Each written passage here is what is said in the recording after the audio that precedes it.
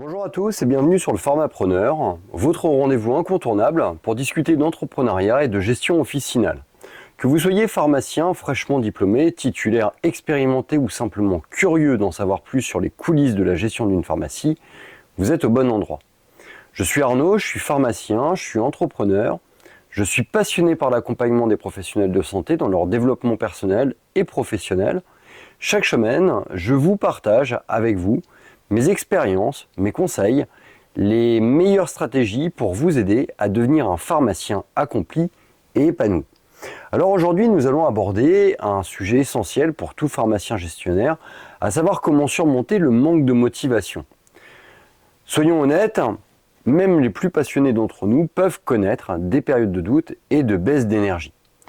Peut-être vous reconnaissez-vous dans l'une de ces situations, vous êtes submergé par les tâches administratives, les obligations comptables ou la gestion du personnel, et cela vous éloigne de l'aspect médical qui vous passionne, vous ressentez une fatigue mentale, voire un certain épuisement, et vous perdez de vue la raison profonde pour laquelle vous avez choisi ce métier. Alors ne vous inquiétez pas, vous n'êtes pas le seul. La bonne nouvelle, c'est qu'il existe des moyens concrets pour sortir de cet état et retrouver la flamme qui vous anime. Alors dans cet épisode, je vais vous présenter 7 stratégies efficaces pour surmonter le manque de motivation, retrouver de l'énergie, redonner du sens à votre activité. Ces conseils sont le fruit de mon expérience personnelle, mais aussi des échanges que j'ai pu avoir avec de nombreux pharmaciens à travers mes activités professionnelles, mes formations et ce podcast. Alors préparez-vous pour faire le plein d'inspiration et à poser finalement un regard neuf sur votre quotidien de pharmacien entrepreneur. Alors, dans un premier temps, il est important de savoir se questionner sur sa place. C'est à mon sens une réflexion essentielle pour retrouver sa motivation. La première étape, donc, pour retrouver la motivation, c'est de prendre le temps de vous poser une question fondamentale. Suis-je vraiment au bon endroit ? En tant que pharmacien, il est facile de s'installer dans une routine bien rodée, rassurante mais parfois monotone. Cette routine qui semble confortable au début peut progressivement émousser l'enthousiasme qui vous animait au moment où vous avez choisi ce métier. Si vous traversez une période de lassitude, un sentiment de déconnexion ou de perte de sens, il est donc essentiel de vous accorder un moment pour réévaluer votre place et votre rôle au sein de votre officine. Donc voici quelques pistes pour vous aider dans cette réflexion. Tout d'abord, identifiez les signes de désalignement. Être au bon endroit, ce n'est pas seulement bénéficier d'un emploi stable ou bien rémunéré, c'est surtout se sentir aligné avec ses valeurs, ses compétences et ses aspirations. Quelques signes doivent vous alerter, par exemple le fait de ressentir un épuisement émotionnel ou une fatigue mentale persistante. Vous manquez de motivation à l'idée de vous rendre au travail, vous vous interrogez sur l'utilité réelle de votre contribution. Ces signaux ne doivent pas être ignorés. Ils sont souvent des indicateurs précieux qui vous invitent à explorer vos aspirations profondes et à faire le point sur ce qui vous motive réellement. Pensez également à repenser et à optimiser votre rôle. Dans cette phase de questionnement, prenez un moment pour analyser la nature de vos tâches quotidiennes. Certaines d'entre elles, bien qu'indispensables, peuvent ne plus correspondre à vos compétences ou à vos aspirations actuelles. Pensez donc à déléguer certaines responsabilités à des collaborateurs compétents, cela peut être la meilleure solution pour votre salut. Cela vous permettra de vous recentrer et de recentrer vos efforts sur des aspects de votre métier qui vous passionnent davantage. Le développement stratégique, la relation client ou encore la mise en place de nouveaux services au sein de votre officine. Dressez donc une liste de vos tâches actuelles et évaluez celles qui vous apportent le plus de satisfaction. À partir de là, celles que vous pourriez déléguer et également celles que vous pourriez automatiser. Il est important également de savoir explorer de nouvelles spécialisations. La pharmacie, c'est un domaine vaste et en constante évolution et il offre de nombreuses opportunités pour élargir vos horizons. Si votre offre actuelle ne nourrit plus suffisamment votre curiosité ou vos ambitions, pourquoi ne pas envisager de vous spécialiser ? La dermocosmétique, par exemple, la phytothérapie, l'aromathérapie, l'accompagnement de patients chroniques, c'est une spécialisation, par exemple, qui peut avoir un impact direct sur la qualité de vie de vos patients. Une spécialisation pour non seulement raviver votre passion, mais aussi renforcer votre expertise, tout en offrant une valeur ajoutée à vos patients et à votre officine. Pensez également à analyser votre environnement professionnel. Enfin, Vous l'aurez compris, il est crucial de réfléchir à votre environnement de travail et à la dynamique de votre équipe. L'environnement dans lequel vous évoluez, a un impact direct sur votre motivation. Vos idées sont-elles écoutées, voire valorisées? Travaillez-vous avec des collègues qui partagent vos valeurs et vos ambitions? Votre lieu de travail vous offre-t-il des perspectives de développement personnel ou professionnel? Si vous constatez que votre environnement n'est plus en adéquation avec vos attentes, il peut être pertinent de réajuster votre position, voire d'envisager un nouveau départ. Cela ne signifie pas nécessairement de tout quitter, mais peut-être d'adapter votre rôle et d'explorer de nouvelles opportunités professionnelles. Se questionner sur sa place, c'est une démarche exigeante, mais elle peut s'avérer extrêmement bénéfique. Elle vous permettra de clarifier vos aspirations, de redéfinir vos priorités et surtout de reprendre le contrôle de votre parcours professionnel. Maintenant, nous allons voir quelle est l'importance de trouver du sens dans vos actions, de redonner de la profondeur à votre métier de pharmacien. Car une fois que vous avez pris le temps de réévaluer votre place, la prochaine étape est de retrouver du sens dans ce qui fait finalement votre quotidien. Le métier de pharmacien ne se limite pas à la simple délivrance de médicaments. C'est un métier qui est profondément humain, ancré dans la santé publique, qui a un impact direct sur le bien-être des patients, parfois bien au-delà de ce que l'on imagine. Lorsque la routine prend le dessus, il est facile de perdre de vue cette dimension essentielle. Pourtant, c'est en redécouvrant les valeurs profondes de votre pratique que vous pourrez non seulement raviver votre motivation, mais aussi réinventer votre rôle. Voici comment donc retrouver ce sens qui donne de l'énergie et de la clarté à vos actions. Déjà, pensez à revenir à vos motivations initiales. Tout commence finalement par un retour aux sources. Prenez un moment pour vous poser cette question essentielle. Pourquoi ai-je choisi ce métier? Quels étaient vos objectifs à l'époque? Peut-être vouliez-vous contribuer à la santé publique en étant un acteur clé de la prévention, tisser des relations durables avec vos patients et devenir leur interlocuteur de confiance, jouer un rôle d'éducation en accompagnant vos patients vers de meilleures pratiques de santé, ou peut-être être tout simplement, avec beaucoup d'honnêteté, juste l'entrepreneuriat et le développement d'une structure, d'une entreprise. Notez donc vos motivations d'origine sur le papier et comparez-les avec ce que vous faites aujourd'hui. Y a-t-il des écarts? Certaines de ces motivations sont-elles toujours valides? Cela vous permettra d'ajuster finalement votre pratique pour qu'elle reflète mieux ce qui vous anime vraiment. Pensez également à mesurer votre impact réel. Dans le tumulte du quotidien, on oublie parfois l'influence positive que l'on peut avoir sur la vie des autres. Pourtant, chaque interaction avec un patient est une opportunité d'apporter un changement significatif. Prenez donc un moment pour réfléchir.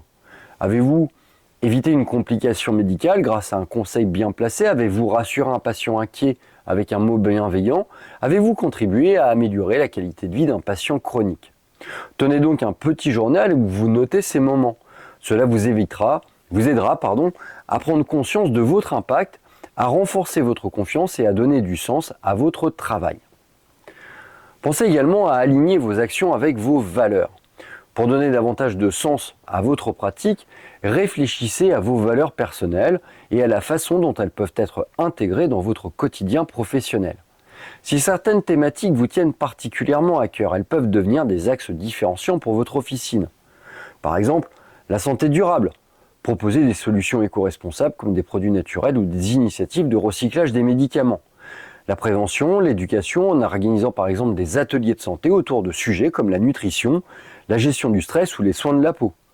L'accompagnement des personnes âgées en développant des services spécifiques pour répondre aux besoins des patients âgés et des patients polymédiqués. Aligner donc vos actions avec vos valeurs, c'est non seulement renforcer la cohérence de votre pratique, mais aussi créer un impact durable et significatif dans la vie de vos patients. Pensez également à lancer un projet personnel.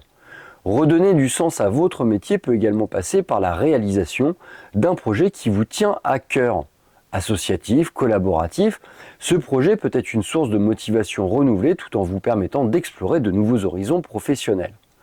Lancez par exemple un service innovant, un programme d'accompagnement pour des patients chroniques, une initiative communautaire comme collaborer avec des associations locales pour promouvoir la santé dans votre quartier ou dans votre ville. Développer des partenariats en travaillant avec d'autres professionnels de santé pour proposer une prise en charge plus globale pour vos patients.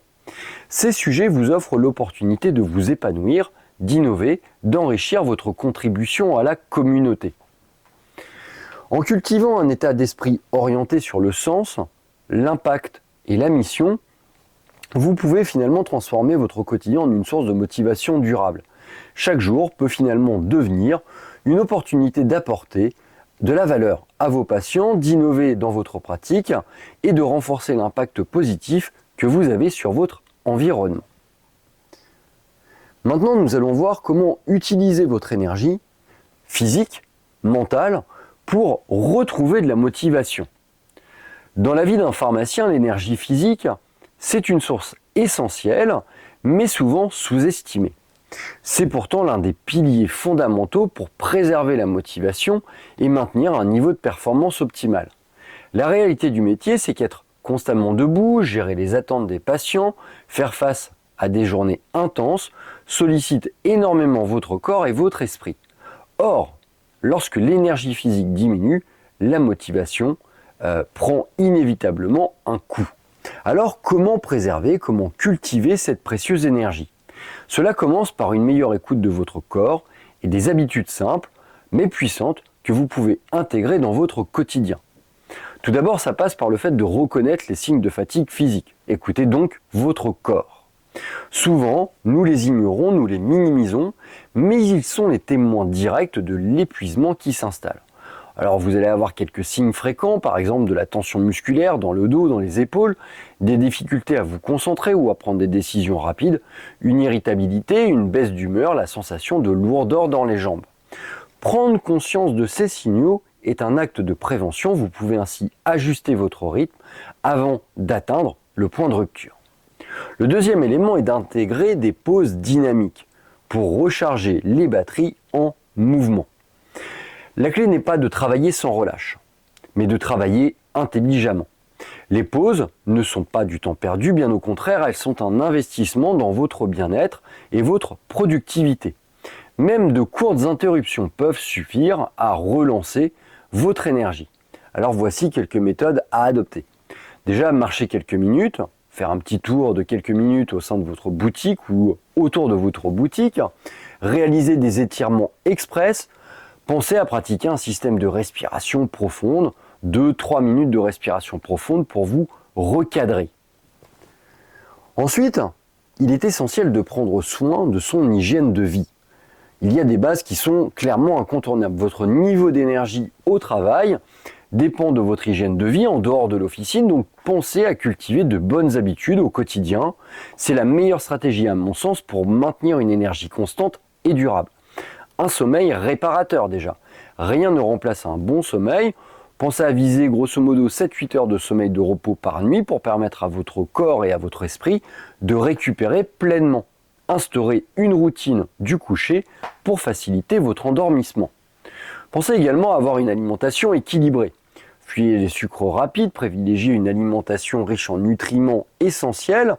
Pensez également à intégrer des fruits frais, des légumes, des protéines maigres et des glucides complexes qui vont vous fournir une énergie durable.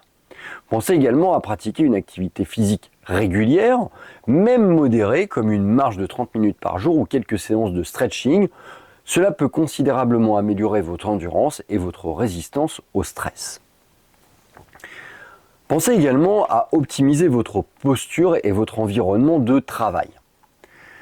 Un espace de travail qui est ergonomique et bien organisé peut faire une différence majeure sur votre confort et votre niveau d'énergie. Si vous passez de longues heures debout, il est essentiel de réduire les facteurs de fatigue musculaire. Donc pensez à investir dans un tapis anti-fatigue pour amortir la pression sur vos jambes. Portez des chaussures adaptées avec un bon maintien pour limiter les douleurs lombaires. Pensez à organiser également votre comptoir pour minimiser les mouvements inutiles et éviter les postures contraignantes.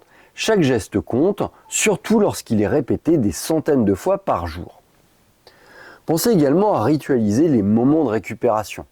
Pour moi, c'est une stratégie qui se veut au long terme. Le secret d'une énergie physique durable réside aussi donc dans cette capacité à intégrer des rituels de récupération dans votre routine hebdomadaire. Offrez-vous des moments dédiés au ressourcement. Cela peut s'agir de pratiquer une activité que vous aimez, le yoga, la méditation, le sport de plein air, de passer du temps en famille ou simplement de déconnecter de votre quotidien. Ces rituels permettent de préserver un équilibre essentiel pour maintenir votre motivation et votre passion intactes. Votre énergie physique est donc bien plus qu'une simple condition de travail, c'est l'un de vos principaux alliés pour rester motivé, créatif et performant. En prenant soin de votre corps, vous allez construire des bases d'un quotidien professionnel plus épanouissant et d'une motivation durable. Alors, adoptez une approche proactive, écoutez votre corps, mettez en place des stratégies au jour le jour. Vous serez surpris de voir à quel point des petits ajustements peuvent avoir un grand impact sur votre bien-être général et votre plaisir à exercer votre métier. Quatrième point clé pour réussir et garder de la motivation, c'est tout simplement d'ajuster vos tâches selon votre niveau d'énergie. En effet, adapter vos tâches en fonction de votre niveau d'énergie est un levier qui est souvent sous-estimé, mais qui peut considérablement améliorer votre bien-être et prévenir l'épuisement professionnel. En tant que pharmacien, vous jonglez entre des tâches administratives, la gestion des stocks, le conseil aux patients, le management de l'équipe, et tout cela demande une organisation sans faille, mais surtout, cela nécessite de bien connaître vos rythmes naturels. Alors il est important de comprendre vos cycles d'énergie. Votre niveau d'énergie fluctue forcément tout au long de la journée en fonction de votre horloge biologique. Ces fluctuations sont appelées des rythmes ultradiens. Ils influencent votre capacité de concentration et d'efficacité. Alors pourquoi c'est important? Parce que tout simplement, réaliser une tâche exigeante pendant un creux d'énergie, c'est comme essayer de courir un marathon après une nuit blanche. A l'inverse, en alignant vos tâches sur vos périodes de haute énergie, vous allez gagner en efficacité et en sérénité. Alors pensez identifier ces moments de haute et de basse énergie. Vous allez prendre une semaine pour observer vos cycles d'énergie. Vous allez noter les moments où vous vous sentez le plus concentré, dynamique ou au contraire complètement fatigué.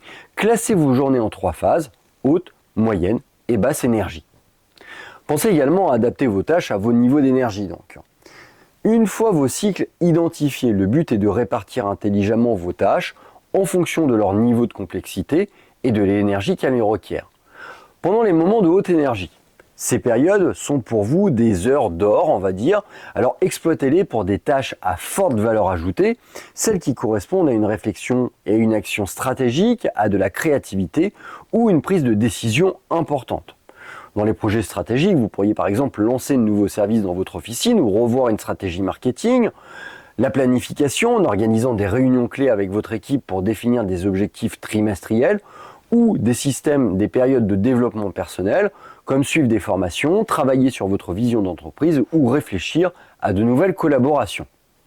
Dans les périodes de moyenne énergie, ces moments sont parfaits pour des tâches qui nécessitent une concentration modérée, mais pas un effort mental intense. La gestion des stocks, des commandes fournisseurs, la réponse à des emails ou le suivi de dossiers administratifs, l'analyse des indicateurs de performance de votre officine. En ce qui concerne les moments de basse énergie, ce sont finalement vos plages de récupération. Pas question de se mettre en mode automatique, mais plutôt d'en profiter pour des tâches simples, routinières et physiques comme les inventaires, le rangement de l'arrière-boutique, l'étiquetage de produits ou la mise en rayon, l'archivage, le classement de documents administratifs. Alors pensez également à alterner les types d'activités, car pour éviter la fatigue mentale, l'idéal, c'est de varier les tâches. Alterner régulièrement entre les activités intellectuelles et les activités physiques. Après une réunion intense, passez 15 minutes à organiser vos rayons et à vérifier par exemple vos stocks. Après une matinée en conseil officinal, consacrez un temps calme à des tâches administratives moins exigeantes. Cette alternance aide à maintenir un niveau d'énergie constant et à réduire la sensation de fatigue et de surmenage cognitif. Même la meilleure des planifications ne peut éliminer les imprévus. En pharmacie, les urgences sont fréquentes, une commande urgente, une demande particulière d'un patient ou une réorganisation de dernière minute. Pour rester efficace, sans vous laisser déborder, pensez à planifier des créneaux tampons dans votre journée pour absorber ces imprévus. Réévaluez régulièrement vos priorités en cas de surcharge. Demandez-vous ce qui peut être délégué ou reporté. Pensez également à optimiser votre espace de travail car votre environnement influence également votre énergie. Quelques ajustements ergonomiques peuvent faire toute la différence. Pensez donc à investir dans un tapis anti-fatigue, à des chaussures adaptées.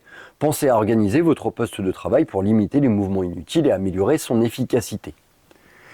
Gérer son emploi du temps en fonction des rythmes stratégiques et énergétiques est une manière intelligente d'éviter l'épuisement tout en améliorant votre productivité. Vous ne pouvez pas toujours tout contrôler, vous ne pouvez pas toujours contrôler la quantité de travail, mais vous pouvez contrôler comment et quand vous les accomplissez. Alors prenez le temps d'observer vos cycles, d'ajuster vos tâches et vous verrez rapidement la différence sur votre énergie et votre bien-être. Alors maintenant, dans un 5e chapitre, nous allons voir qu'il est important, même si vous le savez déjà, de s'entourer des bonnes personnes. C'est à mon sens la clé de toute réussite. La notion d'équipe, d'association. Car votre entourage professionnel, qu'il s'agisse finalement de vos collaborateurs, de vos partenaires, de vos mentors, peut faire toute la différence dans la réalisation de vos objectifs et dans votre capacité à rester motivé sur le long terme. Se créer un réseau solide autour de vous, c'est investir dans un environnement stimulant et bienveillant, capable de vous pousser à aller plus loin, mais aussi de vous soutenir dans les moments difficiles. Une officine performante repose avant tout sur une équipe engagée et compétente. Le recrutement et la gestion de votre équipe doivent être pensés comme des éléments stratégiques de votre réussite. Une équipe qui est alignée sur vos valeurs et votre vision contribuera non seulement à améliorer le service rendu aux patients, mais aussi à instaurer une ambiance de travail positive et motivante. Alors, pensez à recruter selon vos valeurs. Le recrutement, ce n'est pas simplement qu'une question de compétences. Recherchez des personnes qui partagent votre vision et vos valeurs professionnelles, telles que l'éthique, l'esprit d'équipe et la capacité à innover. Alors pourquoi ? Parce que tout simplement des collaborateurs motivés et en phase avec votre projet seront naturellement plus investis et contribueront au développement de votre officine. Donc, lors de vos entretiens, posez des questions sur les motivations profondes des candidats et leurs attentes concernant le travail en équipe. Également, favorisez la collaboration et la communication. Car une équipe qui échange régulièrement est une équipe qui progresse ensemble. Organisez donc des réunions hebdomadaires ou mensuelles pour discuter des réussites ou des difficultés rencontrées et des axes d'amélioration. Pensez également à encourager la participation active de chacun. Laissez de l'espace pour les idées nouvelles et valorisez les propositions, même modestes. Mettez également en place des moments informels pour renforcer la cohésion. Par exemple, un café d'équipe ou un déjeuner partagé peut renforcer le sentiment d'appartenance. Enfin, il est important de reconnaître et de valoriser les efforts. La reconnaissance est l'un des moteurs les plus puissants de la motivation. Prenez le temps de féliciter votre équipe pour ses réussites, même les plus petites. Pensez à mettre en lumière les contributions individuelles lors des réunions ou via des notes internes. Pensez également aussi aux gestes simples tels qu'un merci ou une carte personnalisée. Cela peut avoir un impact considérable sur le moral. Pensez également à rejoindre des réseaux professionnels. Cela permet de sortir de l'isolement. En tant que titulaire, il est parfois facile de se sentir isolé face aux nombreuses responsabilités de la gestion d'une officine. Alors heureusement, des solutions existent pour vous connecter à vos pairs et vous inspirer d'autres expériences. Pensez à participer à des événements professionnels, des conférences, des salons, des formations. Ce sont des occasions en or pour rencontrer d'autres pharmaciens, échanger sur vos pratiques et découvrir les dernières innovations dans le domaine.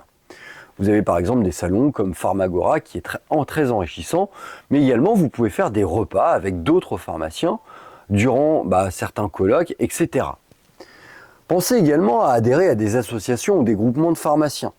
Ces structures sont des lieux privilégiés pour partager les bonnes pratiques, mutualiser les ressources, bénéficier de conseils précieux, des tips. Donc rejoindre une association régionale ou un groupement d'indépendants, un groupement tout simplement, peut vous permettre de rester à jour sur les évolutions du métier tout en élargissant votre réseau. Vous y trouverez également un soutien collectif, ce qui peut être particulièrement utile, notamment en période de transition ou de développement de projet. Trouvez également un mentor ou un groupe de soutien. Le mentorat, c'est une ressource précieuse pour tout entrepreneur. Un mentor expérimenté peut vous offrir un regard extérieur sur vos décisions et vous guider dans les moments clés de votre parcours. Pensez également à rejoindre un groupe de discussion entre pairs. C'est aussi bénéficier d'un espace d'échange où chacun peut partager ses expériences et ses solutions face aux défis du métier. Pensez également à vous inspirer de personnes qui réussissent.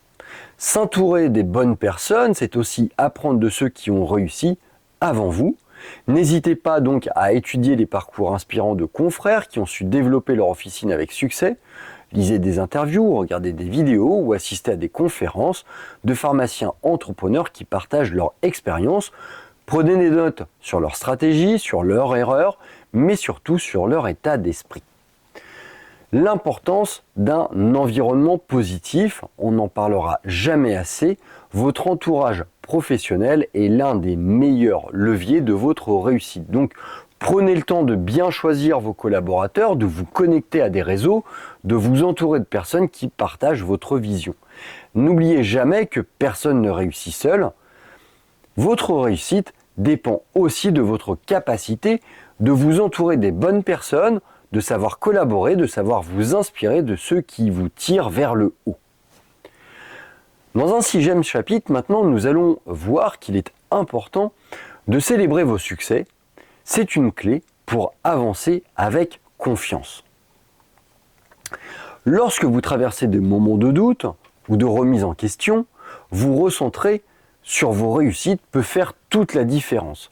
Chaque victoire, qu'elle soit petite ou qu'elle soit grande, est une preuve tangible de votre résilience, de vos compétences, de votre capacité à atteindre vos objectifs.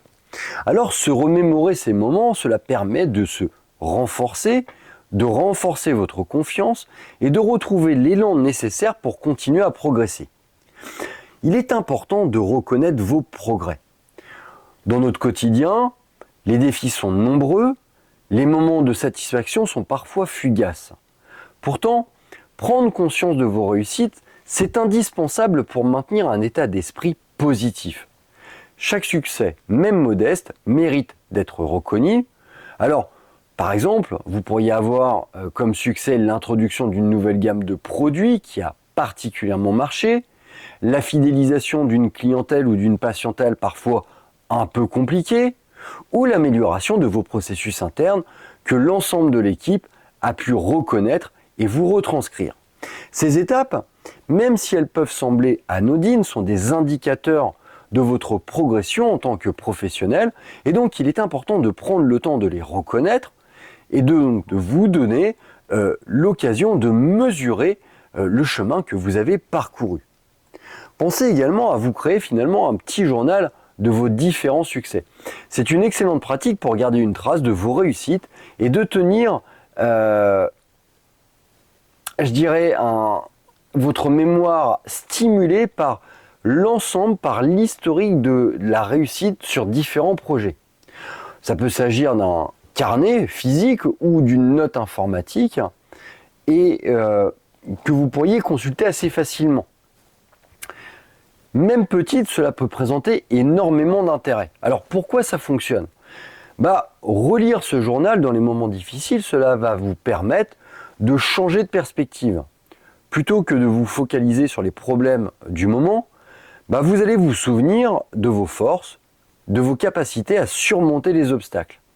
Cela va devenir un outil de motivation personnelle, une sorte de rappel que vous avez déjà surmonté des défis similaires dans le passé. Alors comment le mettre en place ?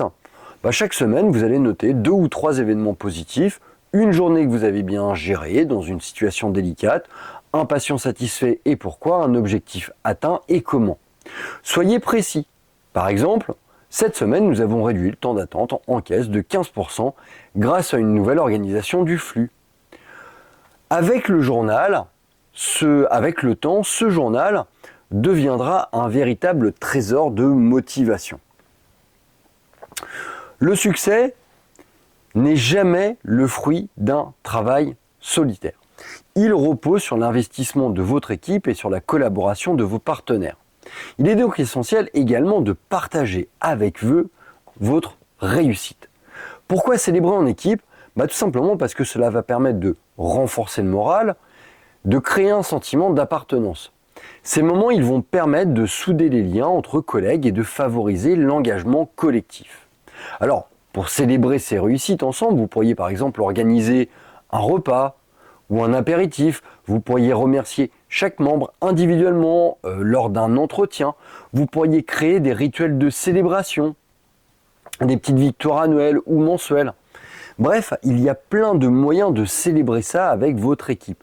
Ces célébrations ne doivent pas nécessairement être coûteuses ou formelles. L'essentiel, c'est de marquer l'événement pour ancrer un souvenir positif dans l'esprit de votre équipe. En prenant le temps de célébrer vos succès passés, vous allez nourrir un cercle vertueux de motivation et de confiance en vous. Ces moments de reconnaissance, ils vont vous permettre de garder le cap, même dans les périodes difficiles. C'est une boussole intérieure qui vous rappelle que vous avez déjà surmonté des défis et que vous êtes capable finalement d'en relever de nouveaux. Dans un 7e chapitre, maintenant, nous allons voir qu'il est important de savoir déléguer pour mieux vous concentrer. L'un des grands défis pour un pharmacien entrepreneur, c'est de vouloir tout gérer soi-même. C'est compréhensible, vous êtes passionné, vous êtes investi et vous voulez garder finalement un œil sur chaque aspect de votre officine. Mais la réalité, c'est que vous ne pouvez pas faire tout seul et c'est parfaitement normal. La délégation, c'est une compétence essentielle pour gagner en efficacité, préserver votre énergie et vous concentrer sur les tâches à forte valeur ajoutée. Bien délégué, chaque mission confiée devient une opportunité de valoriser les compétences de votre équipe, de libérer du temps pour votre développement stratégique et surtout de réduire votre charge mentale. Alors quels sont les avantages de la délégation ? Adopter une stratégie de délégation efficace présente de nombreux bénéfices, déjà le fait de réduire votre charge mentale. Déléguer vous permet de reprendre le contrôle sur votre emploi du temps. Certaines tâches, bien qu'importantes, peuvent être confiées à des collaborateurs compétents ou à des prestataires externes. En les libérant de votre to-do list, vous pourrez vous recentrer sur vos domaines d'expertise comme la stratégie de développement de l'officine ou l'amélioration de l'expérience client. Cela va permettre également de valoriser les compétences de votre équipe, car en déléguant, vous démontrez à vos collaborateurs votre confiance dans leurs capacités, vous les encouragez à prendre des responsabilités, ce qui favorise le développement professionnel et cela va créer une dynamique d'équipe bien plus forte. Les collaborateurs qui se sentent valorisés sont souvent plus engagés et plus motivés. Cela va vous permettre aussi de gagner en efficacité. Il y a des tâches pour lesquelles vous n'êtes pas forcément le plus qualifié. Et c'est là que les spécialistes entrent en jeu. Le comptable pour la gestion financière, des responsables RH pour le suivi des ressources humaines, les agences de communication pour gérer vos réseaux sociaux et créer des campagnes percutantes. Ces experts peuvent accomplir certaines tâches finalement plus rapidement et avec un niveau de précision supérieur vous permettant de rester concentré sur ce que vous faites de mieux, à savoir prendre soin de vos patients et faire grandir votre officine. Alors, que déléguer ? Pour déléguer efficacement, commencez tout simplement déjà par identifier les tâches chronophages ou répétitives qui peuvent être confiées à d'autres personnes. Les tâches administratives, par exemple, la gestion des factures, la déclaration fiscale, la suivi des contrats, ces tâches sont essentielles mais elles consomment beaucoup de temps et d'énergie mentale. Il y a également l'aspect logistique. Les commandes de médicaments, la gestion des stocks, l'organisation de l'espace de vente. Une personne dédiée peut optimiser ces processus et vous éviter de vous perdre dans les détails. Ensuite, il y a la communication, la gestion des réseaux sociaux, la création de supports marketing, la promotion de nouveaux services ou de nouveaux partenariats. La communication, elle est stratégique, mais elle peut rapidement devenir chronophage si vous la gérez tout seul. Comment bien déléguer ? Alors la délégation, pour être efficace, elle demande une approche structurée qui peut se faire en 4 étapes clés. Tout d'abord, identifiez les tâches à déléguer.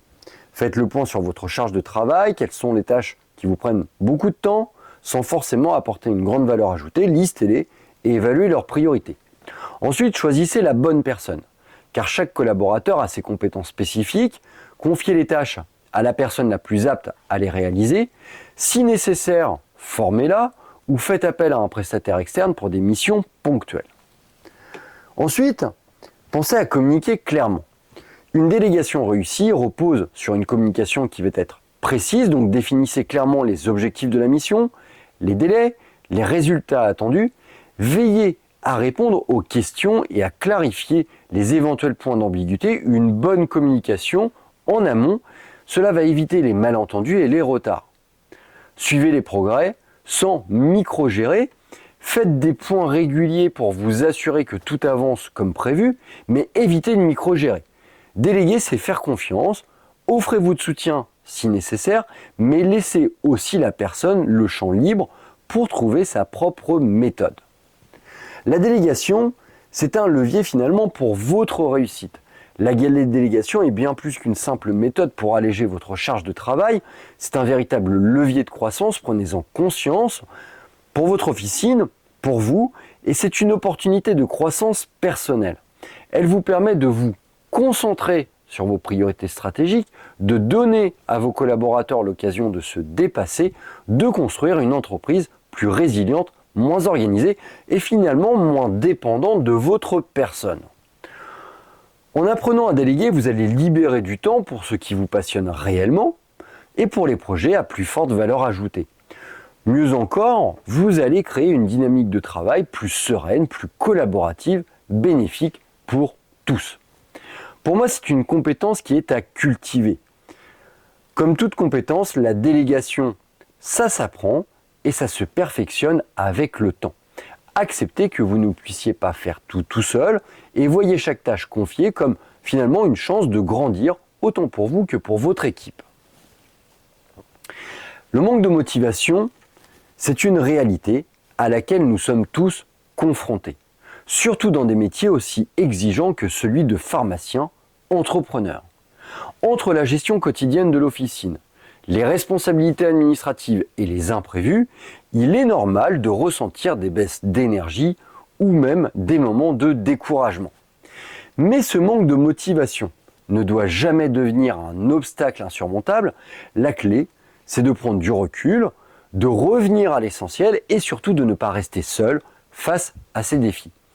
En appliquant les 16 stratégies que nous avons vues ensemble, vous pouvez retrouver l'énergie, l'élan nécessaire pour continuer à avancer. Ce sont des outils concrets qui vous aideront à clarifier vos priorités, à préserver votre équilibre personnel et professionnel, à relancer la dynamique de croissance de votre officine. N'oubliez jamais pourquoi vous avez choisi cette voie. Vos valeurs sont le moteur qui vous permet de garder le cap, même dans les périodes difficiles. Que ce soit l'envie d'aider vos patients, de construire une entreprise à votre image ou de laisser une empreinte positive dans votre communauté, revenez toujours à cette source d'inspiration. Elle est la boussole qui vous guidera dans les moments de doute. Être entouré, c'est essentiel.